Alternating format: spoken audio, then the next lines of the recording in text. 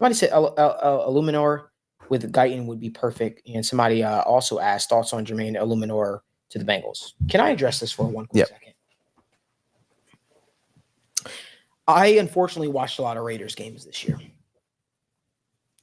and I know people get excited about players and about coming here, and it's fun, right? It's fun anytime your team's able to go out there and grab a player. I saw that Raiders offensive line struggle several times this year. Correct me if I'm wrong. Jermaine, he's not bad. He's all right, but I don't think he's so much of an upgrade over Jonah Williams, in my opinion. I saw that Raiders offensive line. Offensive line get absolutely manhandled by Khalil Mack.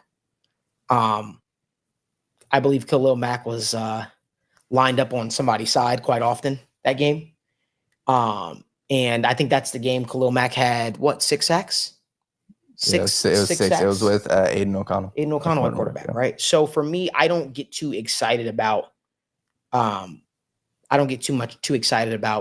Jermaine Eluemunor to the Bengals offensive line, especially if you're talking about getting an upgrade. That's just my thought process. Anybody have anything else that they want to add about Jermaine Eluemunor? Yeah, I think and obviously people are going to talk about it because of what he said on social media. I already see a ton of articles written about, Lincoln Bengals to Jermaine Eluemunor. That's fine. Like, Eluemunor is probably out there, pushing for his own job, saying, hey, I would like to play with the Bengals. And if it gets to the point where it's Jonah Williams isn't on the roster and you need to figure out another offensive tackle to be on your roster, I mean, you got to look at the rest of this free agency class. It isn't elite. So I'm with you. I don't think it's not an upgrade over Jonah Williams. 1,000%. Khalil Mack literally, and Khalil Mack really, he's still a fine edge rusher, I would say. Yeah. Right? But very good. He absolutely abused Eluemunor quite often. And in our division where you have to play guys like TJ Watt twice a year, Myles Garrett twice a year.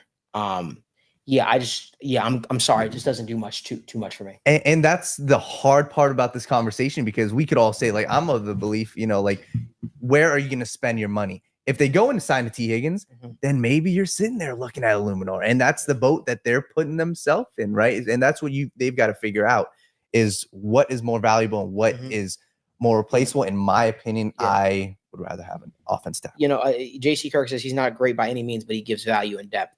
Oh, yeah. I think from a value depth perspective, sure, that's fine. But I think people are legitimately talking about him being a starter at the right stopgap starter. Yeah, a starter if you need to. If you don't get one that you feel comfortable with day one starting in the draft, that's what that is.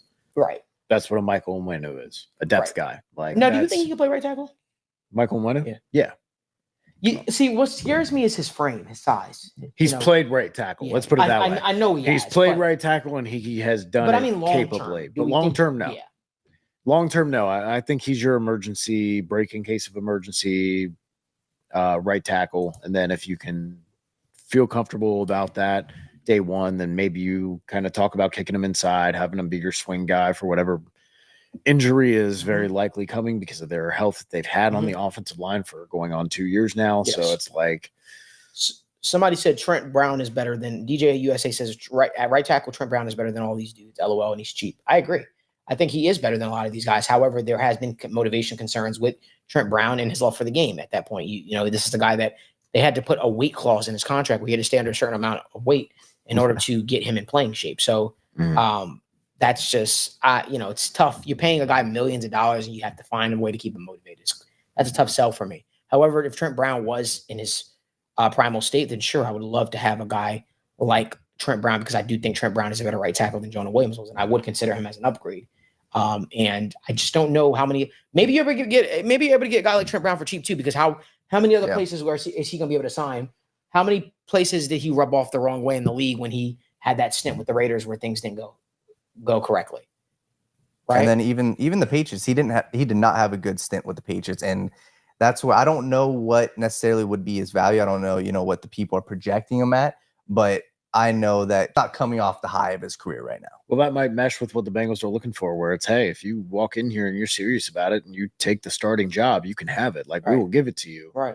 We'll pay you $8 million a year and give you the chance to get that spot and take that over and give us the faith in you. And if not, then you can back up or you can play, swing around a little bit. But I think it might mesh well with what he wants for getting the money and getting the chance, and them also taking the chance on a guy. You might get discounted like you did with Lyle Collins when you got discounted with him for the injury. Now, it didn't work out that time, but these are the swings that championship teams take, right? Where you're not afraid to spend $5, $6, $7 million on a potential piece that's really going to help you in the long run for winning that championship.